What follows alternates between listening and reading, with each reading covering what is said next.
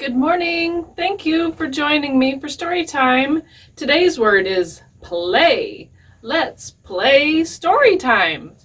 If you want to hear a story, clap your hands. If you want to hear a story, clap your hands.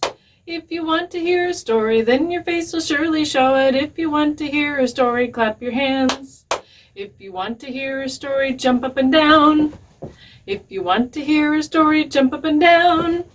If you want to hear a story, then your face will surely show it. If you want to hear a story, jump up and down.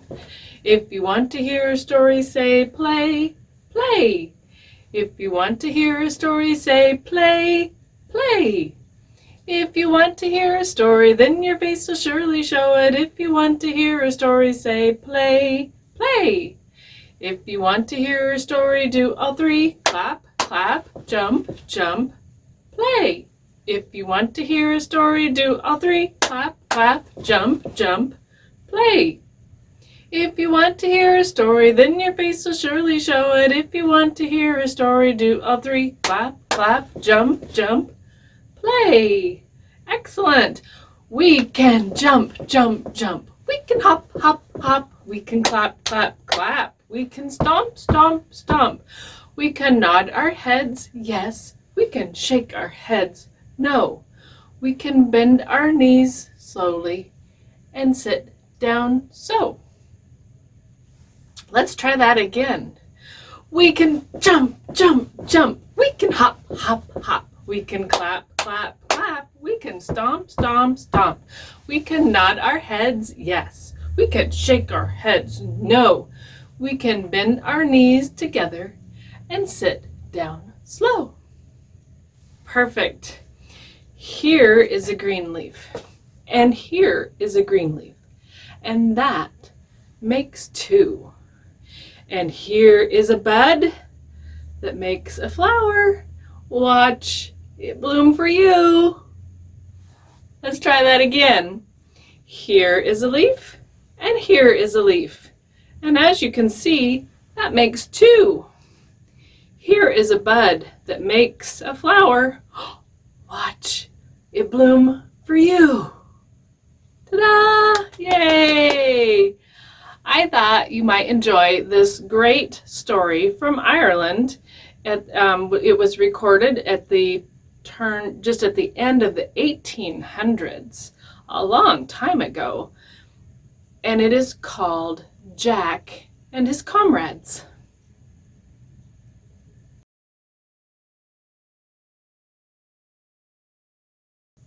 Once there was a poor widow, as often there was in Ireland, and the summer was very scarce, which meant that there wasn't much to eat, and the potatoes harvest hadn't come ripe yet. So Jack said to his mother one evening, "Mother, bake me a cake and kill my hen, and I will go out and meet my future, and I'll soon be back to share it with you." So Mama did as he asked, and he set out at the break of day on his journey. And she said, "Jack, which would you rather have? Half the cake and half the hen with my blessing, or all of it and my curse?" "Oh, musha, musha, Mama," says Jack, "why do you ask me that? I would much rather have half and your blessing or none at all." And so, "Well, Jack," she said, "here's the whole of them and my blessing too." And so off Jack walked on his journey, and his mama watched him until he went out of sight. Well, Jack went a long way, and he passed farmhouse after farmhouse, and none of them were looking for a boy who could help. And so at At last, his road led to the side of a bog, which is like a really wet grass, like when you're walking across the lawn and it's rained and it's really mushy and your foot sinks in. Well, this is 10 times worse. And in that bog, he hears a donkey braying, "Oh no, help, oh." And so he's up to his shoulders in this big wet grass, and he's struggling to get out of this muck. And he's like, "Oh, help me or I'll be drowned." "Never say twice," says Jack, and he pitches in big stones and clumps of grass and pieces of turf that he can pull out of the surrounding area. And pretty soon that donkey gets out. And he's very happy about that. And he's like, "Thank you, Jack. I'll do as much for you another time. Where are you going?" "Well, I'm going to seek my fortune," said Jack. "And if you like," said the donkey, "I'll come along with you, and who knows what luck we'll have." And so with all my heart, it's getting late. We should be jogging. And so off they go, and they're going through a village, and they see some boys who are hunting a poor doggy, and they have a kettle tied to his tail, which would be very annoying. And he runs up to Jack for protection, and the donkey lets out such a roar that those naughty little boys scamper away, so they would be out away from Jack and the donkey. And "More power to you," says the dog to Jack. "We are going to seek our fortune." And the dog says, "I would be proud to go with you and get rid of them ill-conducted boys." Yes. And so off the three friends go on their way. And it comes night, and they still haven't found a place for Jack to find work. And so they go out into a field and sit down under an old wall, and Jack pulls out some bread and meat, and he shares with the dog. And the donkey, of course, is happy to be eating all of that wonderful tall grass around. And while they were making their dinner, along comes a poor little scrawny kitty. And he let out a meow that would break your heart in two. And Jack says, "You look as if you saw the top of 9 houses before breakfast. Here's a bone with something on it." And they shared with the kitty. Isn't that nice? And so the kitty says, "May your child never know a hungry belly," says Tom Cat. "It's myself in need of your kindness. May I be so bold to ask where you're going?" And Jack says, "I am going to find my fortune, and you may come along with us." And the cat says, "And I'll do that with my heart and a half's." So off they set. And just as the shadows of the trees were 3 times as long as themselves, they heard a great cackling in the field inside the road. And out over the ditch jumped a fox with a rooster in its mouth. "You anointed villain," cries the donkey, roaring like thunder. "At him, good dog!" And the word wasn't out of his mouth when Collie Dog was in full sweep after that red dog. Reynard, the fox, dropped his prize like a hot potato and was off in a shot. And the poor rooster was trembling, and he came back fluttering and trembling to Jack and his comrades. "Oh, neighbors, wasn't it the height of luck that threw you my way? Well, I will remember your kindness as if I ever find you in hardship. And where in the world are you all going? We're going to seek our fortune until harvest comes in. You may join our party if you like, and sit on Nettie Donkey's back when your legs and wings are tired. Well, they marched along, and just as the sun was gone down, they looked around, and neither cabin nor farm was in sight. Well, well, says Jack, the worse luck now, the better another time. And it's only a summer night after all. It's nice and warm. We'll go into the wood and make a camp, and we'll bed on the long grass. Well, no sooner had he said that than Jack stretched himself out on some dry grass, and the dog and the cat curled up with the donkey, and the rooster was roosted up in a tree. Well, and they were just zonked out of the soundness of deep sleep. The rooster crowed.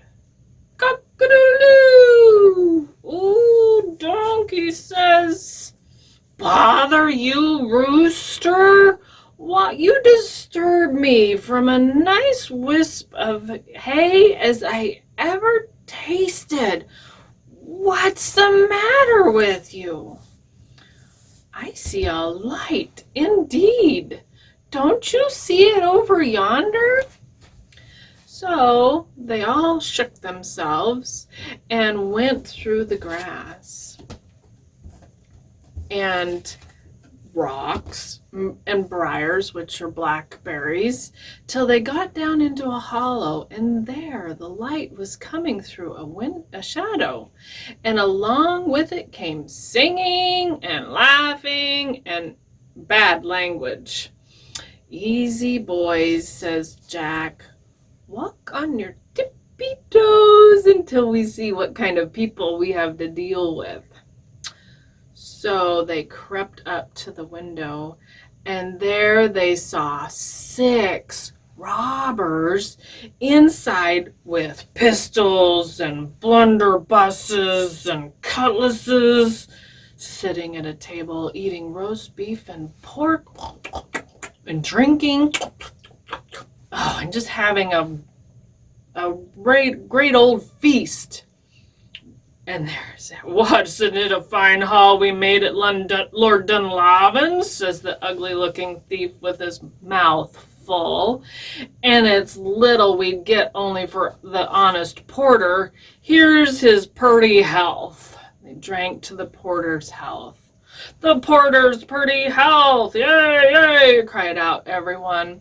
And Jack bent his finger to his comrades, and he says, "Close ranks and let everyone mind my command." So the donkey put his 4 hoofs on the sill of the window, and the dog got up on the donkey, and the cat got up on the dog, and the rooster got up on the donkey's head. And then Jack made a sign, and hee-haw, hee-haw, says the donkey. "Bow wow, bow wow," barked the dog. "Meow," cried the cat. "Roost-a-doodle-doo," crowed the rooster. "Level your pistols," cried Jack. "Make smithereens of 'em. Don't leave a mother's son alive. Present fire!" And with that, they gave another hullabaloo and smashed every pane of glass in the window. The robbers were frightened to death, and they ran away. They blew out the candles, threw down the table, scalped out the back door as if in earnest, and never drew in rein until they were in the heart of the wood. You can imagine they were pretty excited to get away from that. Whew. Phew! And so Jack and his party got into the room and closed the shutters and lit the candles, and they finished the feast that the robbers left. Then they lay down to rest.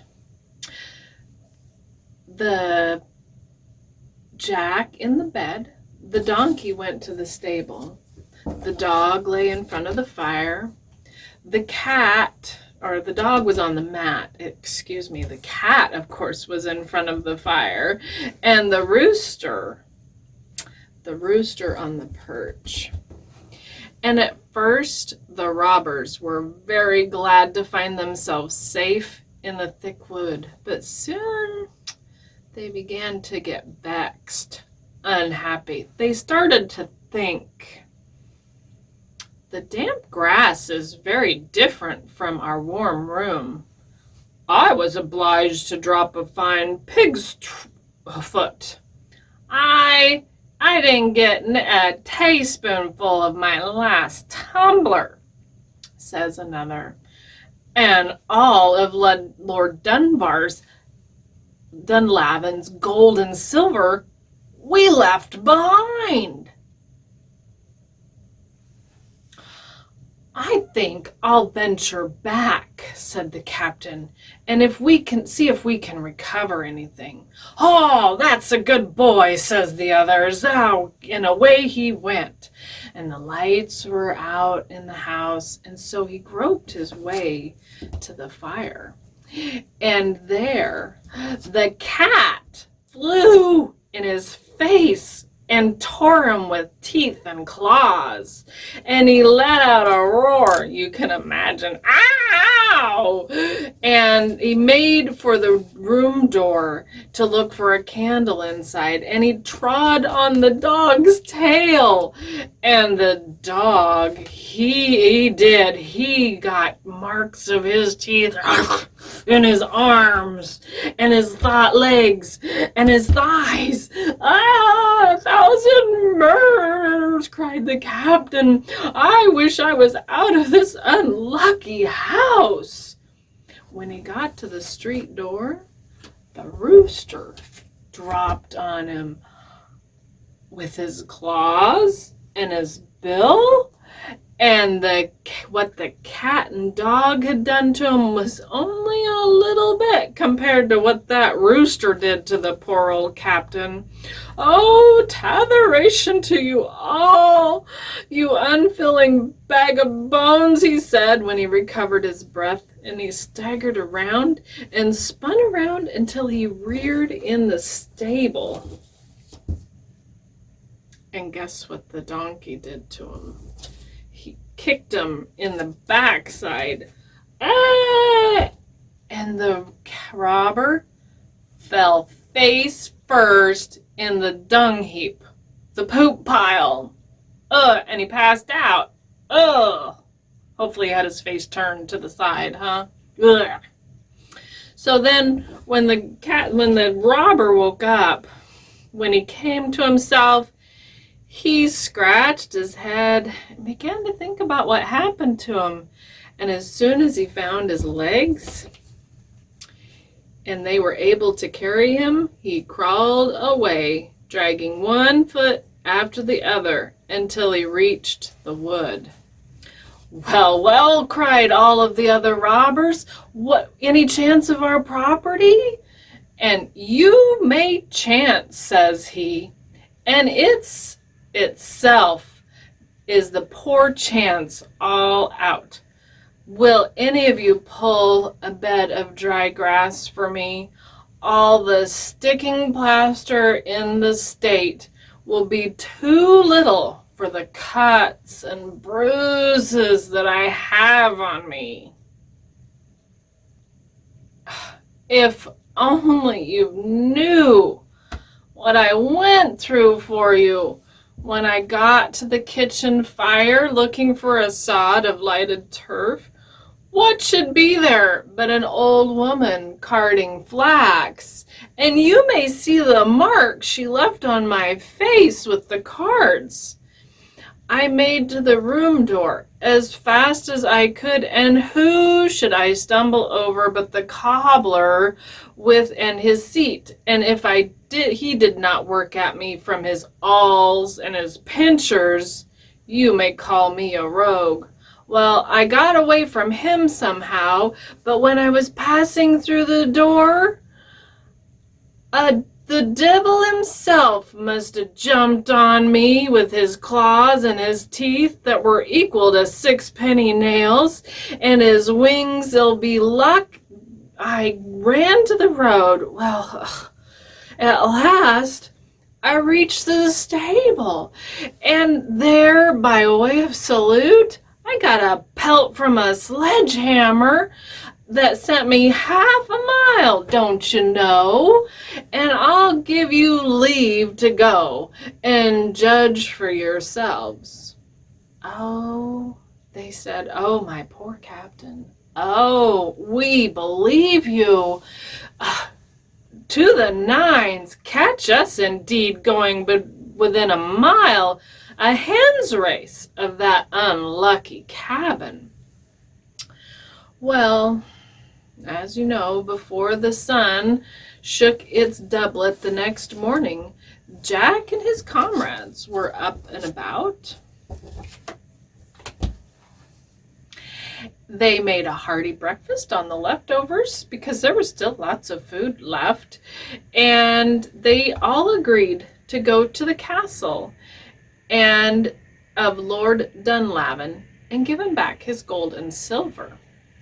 So they laid the two ends of the sack over Nettie Donkey's back, and off they trotted.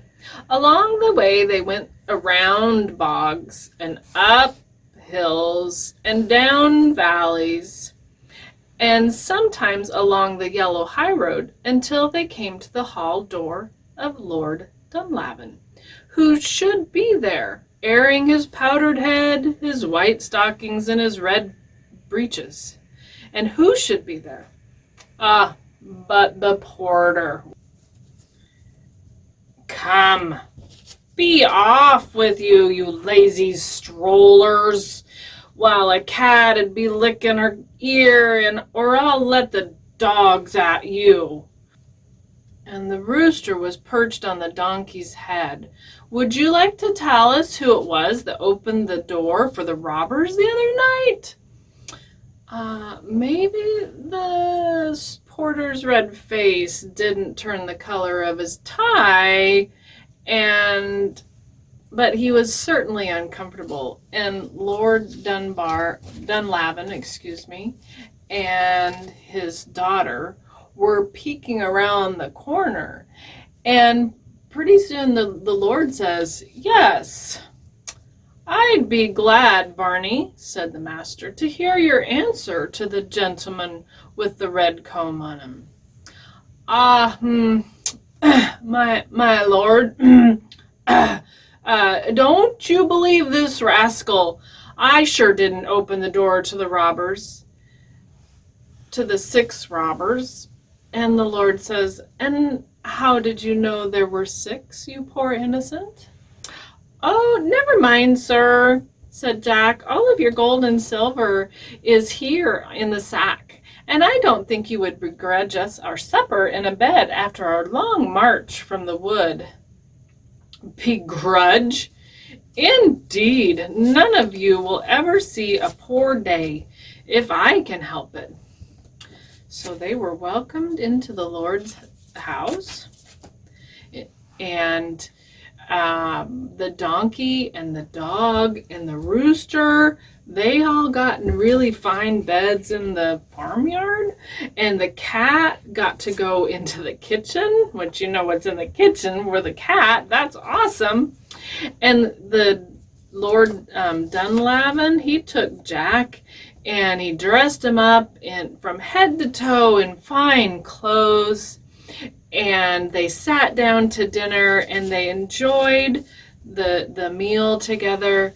And the Lord, he said, would make Jack his steward, his top man, let him oversee the whole estate. And Jack brought his mother he brought his mother to live with them comfortably in the castle, and they were all as happy as you please. The end. Isn't that a fun story? I just love how they all work together, and then they get a nice reward in the end. That is a good thing, to do kindness to each other. Thank you for joining me today at Storytime. I'll see you next week. Until then, hands go up and hands go down. I can turn around and round. I can jump upon 2 feet. I can clap and so can you. I can wave, I'll show you how. Story time is done for now. Thank you. Go out and play.